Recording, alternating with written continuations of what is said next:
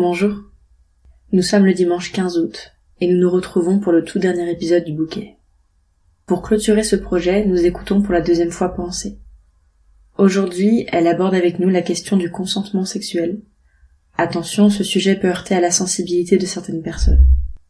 Nous vous remercions du fond du cœur de nous avoir suivis dans ce projet et nous vous souhaitons une merveilleuse écoute.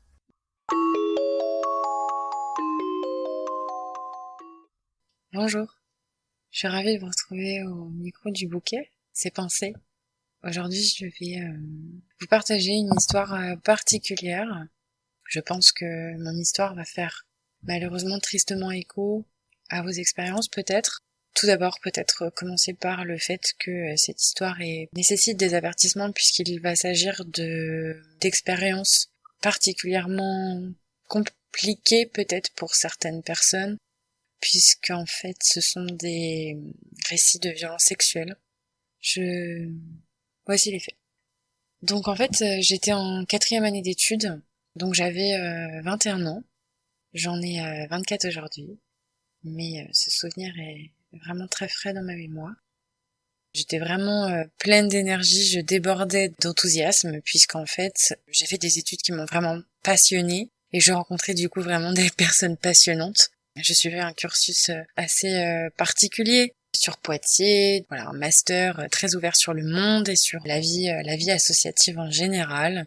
Donc voilà, je débordais d'envie de découvrir davantage des autres, mais je ne me méfiais pas tant, parce qu'en fait, je m'estimais peut-être peu invincible à cette époque. J'avais envie des autres. J'avais aussi envie de séduire, puisque j'étais vraiment, quand j'y pense, à mon pic je sais pas, de mon capital beauté. Enfin, vraiment, j'étais trop bien dans mon jean. Donc voilà, je suis rentrée en fait après une énième soirée avec des potes qui s'est hyper bien passée. Vraiment, j'en ai des bons souvenirs de cette soirée. J'avais en ligne de mire une personne qui, voilà, au premier abord avait l'air plutôt sympa, mais bon, il y avait déjà une situation particulière puisque cette personne en fait avait une copine à l'époque et elle me plaisait beaucoup. Bon, aujourd'hui, j'en suis pas hyper fière, mais à vrai dire, suis-je vraiment la seule à blâmer? Donc voilà, je suis rentrée accompagnée de cette personne un samedi soir chez moi. Donc voilà, je décide vraiment de l'emmener chez moi. J'étais tout à fait consentante. Ça, on ne pourra pas lui enlever. On commence vite à s'embrasser, voilà, à vouloir plus en fait de cette relation d'un samedi soir. Moi, il était clair déjà tout de suite que voilà, j'avais juste envie qu'il m'accompagne quelques heures et puis qu'il puisse repartir après. On avait l'air d'accord sur ce point. Les bases étaient plutôt, on va dire, saines et posées, entre guillemets. Le rapport commence, je me rends compte que ça va être un petit peu compliqué puisqu'en fait, j'ai déjà passé peut-être 3-4 minutes à devoir négocier, parce que c'est le terme quand on essaye de te faire changer d'avis et qu'on te dit que « Oh, mais pas obligé, tu sais, j'ai une copine, donc je lui ai fidèle », dit-il nu dans mon lit, pour ne pas mettre de capote en fait. Pour ne pas mettre de ce contraceptif. Donc je lui dis vite que je ne prends pas la pilule contraceptive par choix militant, donc il va falloir que il mette ce préservatif, puisqu'en fait c'est notre bouée de sauvetage, quoi. Je ne désire absolument pas de grossesse à l'époque, encore moins avec cette personne. Et de plus, voilà, on le rappelle, c'était aussi une façon de me protéger et de le protéger des infections sexuellement transmissibles en fait. Enfin voilà, on ne se connaît pas, il est hyper important, je pense, de se protéger, enfin je suis même sûre, quoi. Donc je commence par négocier déjà le préservatif et ça me met un peu mal à l'aise, mais franchement, avec du recul, sérieusement, je me dis que je l'ai tellement vécu ce rituel de devoir négocier, de devoir demander sans que la personne, elle, le propose. Et quand je dis la personne, c'est souvent des hommes cisgenres. Bon voilà, je négocie le préservatif parce que c'est vraiment ça, c'est vraiment le terme négocier en fait. On négocie pour sa santé, j'ai l'impression. Donc on finit par mettre le préservatif. Donc le rapport commence, mais vraiment, le rapport continue plutôt. Mais vraiment, enfin, ça me met déjà un peu en porte-à-faux en disant ouais bon d'accord, ça va être encore une fois comme les autres rapports, il va rien se passer de foufou. Donc j'essaye de mettre un petit peu dans le mood, je laisse passer ça, je laisse couler puisque je suis habituée en fait, tout simplement. Passer ce moment inconfortable, on commence nos activités plus plaisantes, on va dire. Bon, déjà, sans trop de surprise, vous allez pas être étonnés quand je vais vous dire que cette personne ne savait pas ce que c'était un clitoris. Rapidement, il me réclame du sexe oral, mais par contre, moi, j'ai pas le droit au sexe oral, donc je lui demande à un moment, je lui dis, est-ce que, il est possible juste de rendre ce qu'on te donne? Et en fait, tout de suite, il me dit, ah non, j'aime pas trop et tout. Ok, bon, moi non plus, hein, je kiffe pas de ouf, mais rien que pour faire kiffer mon partenaire, parfois, peut-être que je m'adonne à des pratiques qui me sied pas à 100%, mais encore une fois, faut pas se forcer, donc bon, je n'insiste pas, parce que voilà, le consentement, c'est important. En fait, je me rends vite compte que l'acte n'est pas réciproque dans son ensemble, en fait. Je suis encore face à une personne phallocentrée, ethnocentrée, complètement tourné vers son plaisir, pas dans la communication. C'est un rapport particulier que je subis un peu sans trop le savoir, mais je vais vite déchanter puisqu'en fait, au cours du rapport, la personne me réclame, parce que c'est vraiment ça, c'est vraiment le terme qu'il faut retenir. Cette personne me réclame une pratique sexuelle que je refuse. Dans un premier temps, que je refuse vraiment. J'ai un très clair souvenir de moi en train de lui dire ah non, ça c'est pas trop mon truc et j'ai pas envie de le faire. Bon, il laisse passer. Je vois qu'il tente quand même un peu et du coup ça commence un peu à me je suis en train de me dire que c'est pas forcément l'idéal ce qui est en train de se passer là. Et je me rends compte, ce qui est en train de se passer, c'est pas cool pour moi parce que en fait, on est en train de pas respecter un choix et une décision claire que j'ai clairement émise. Là, je commence à être vraiment inconfortable, mais je le dis pas parce que un peu ce phénomène de sidération. Qu'est-ce que je peux faire d'autre? Enfin, je lui ai dit non. Donc je le répète, je dis mais je me souviens avoir dit au moins 3-4 fois non, genre non, non, non, enfin voilà, sous toutes ces intonations possibles et imaginables, j'essayais pas de faire la gentille, je disais moi non, enfin voilà quoi. Et puis cette personne insiste face à mes refus de pratiquer cette pratique sexuelle particulière. Et du coup je finis, mais alors quand j'y pense, vraiment, j'ai trop de compassion pour moi, mais j'ai dit non peut-être 4-5 fois et je finis par dire oui. Et cette personne, donc du coup, procède, on va dire, à cette pratique sexuelle. Forcément, mon corps ne veut pas, parce que je viens de dire non 4 fois en fait. Donc ça me fait mal. Ça me fait mal. J'ai encore des souvenirs de cette douleur, même si elle a été rapide, ça en est une en fait. Tout de suite on l'arrête. Tout de suite, je me souviens m'être énervée un peu en disant mais oui, je t'ai dit que je t'ai dit non, ça, c'est non. Donc on le refait pas quoi. Le rapport arrive vers sa fin, en fait, ça n'a pas forcément arrêté le rapport, puisque la personne a réussi à user, on va dire, de ses stratagèmes pour, au bout de longues minutes, finalement finir ce rapport. Moi, je l'avais pas fini, mais lui l'avait bien fini, parce que forcément, un rapport hétérocentré se finit par l'orgasme masculin, le mien. Alors le consentement, peu importe, et puis alors l'orgasme, alors là on est à 8000 lieues.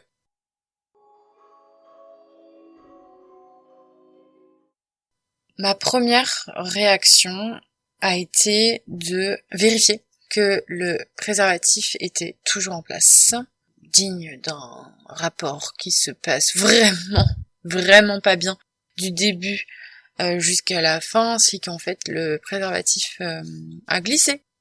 Comme par magie, le préservatif a glissé et puis donc du coup cette personne ne s'est pas inquiétée de ne plus le sentir.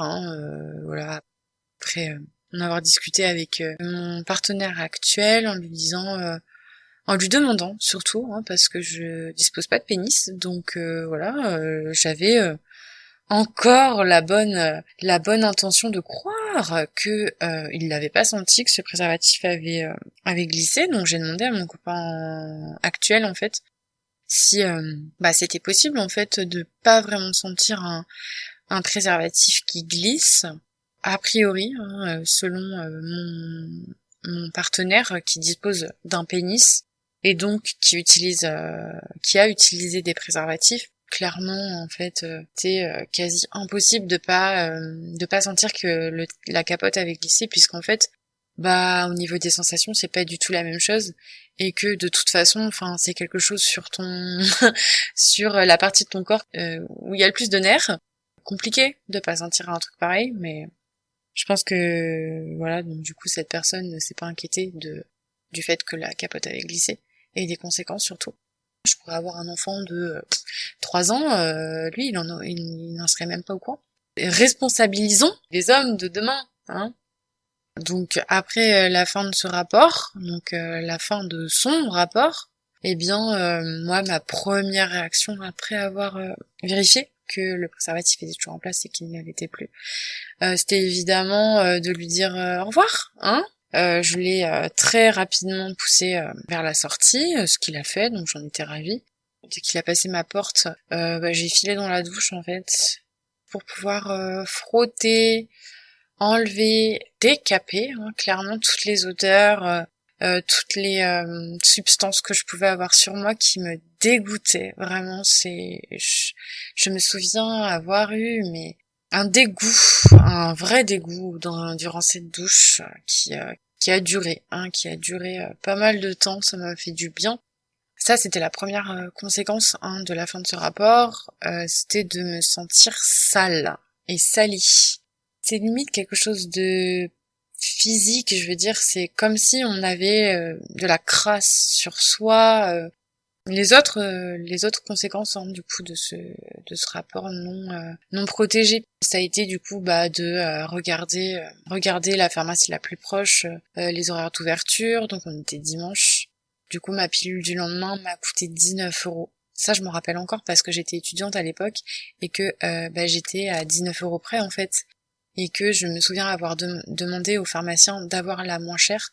Donc en fait, je réduisais l'efficacité de ma contraception d'urgence parce que j'étais en précarité financière. Donc j'étais certainement pas la plus pauvre de la planète, mais en tout cas, j'avais pas 19 € à mettre dans une pilule du lendemain, quoi. Seconde violence, on va dire, après la violence sexuelle, il y a la violence économique, la violence symbolique, parce que j'étais face à un pharmacien qui me regardait de haut en bas, quoi. Donc, c'est un moment vraiment que je souhaiterais revivre pour rien au monde.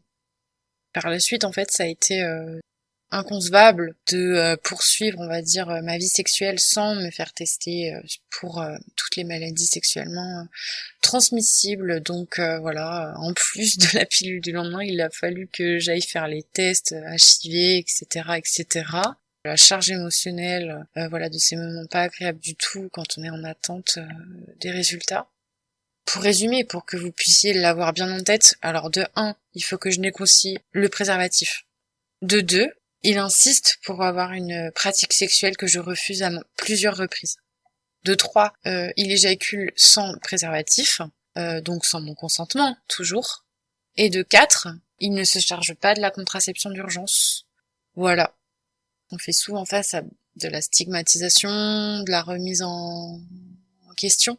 Moi, j'en ai pas parlé, j'en ai pas du tout parlé, et il faut savoir que cette personne, en fait, était proche de mes amis de mon master. Donc, en fait, à la suite de cet événement, je refusais des sorties, je me mettais à l'écart. C'était insupportable pour moi de voir ce type-là parler avec mes amis, être socialement accepté, de briller en société, de son intelligence, parce que cette personne en fait, elle était en master, quoi, donc elle était éduquée, pas surtout, mais en tout cas, voilà, on la mettait en valeur institutionnellement, quoi, et puis socialement surtout, personne se doutait, personne se doute encore aujourd'hui peut-être que cette personne est problématique à plein de niveaux.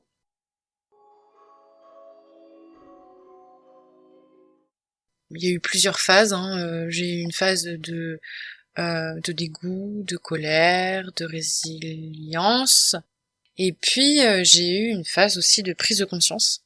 Et ça, c'est ce qui est pour moi le plus alarmant, mais aussi le plus le plus encourageant.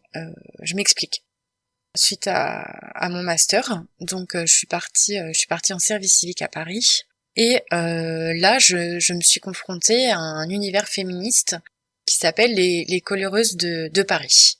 Vous pouvez avoir quelques slogans en tête. En fait, il s'agit de coller dans les rues de Paris des slogans féministes pour occuper l'espace et faire entendre nos voix, tout simplement. À Saint-Denis, il y avait des noms de femmes qui avaient été assassinées par leur bourreau, donc c'était pour faire prendre conscience des féminicides, etc.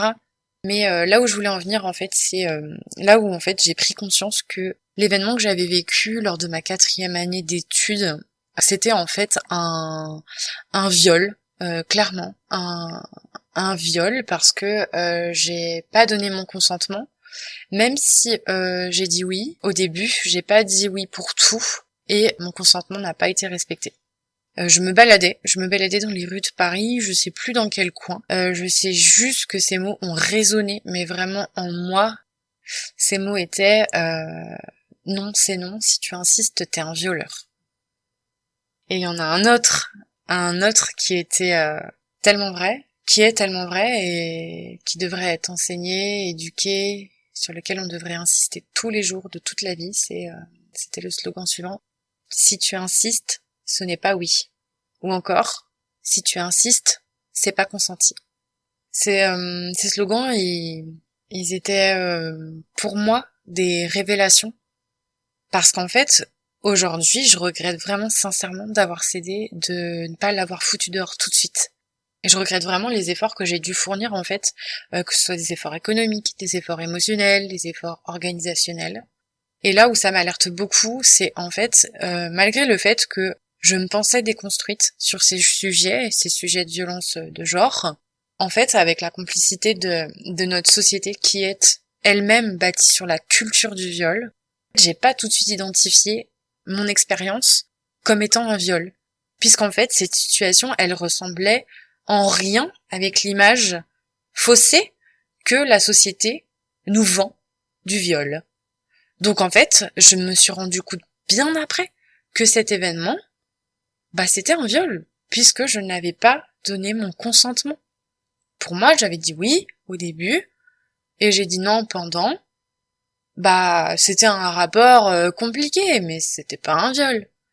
Mais quand on y pense, non, c'est non. Si tu insistes, t'es un violeur.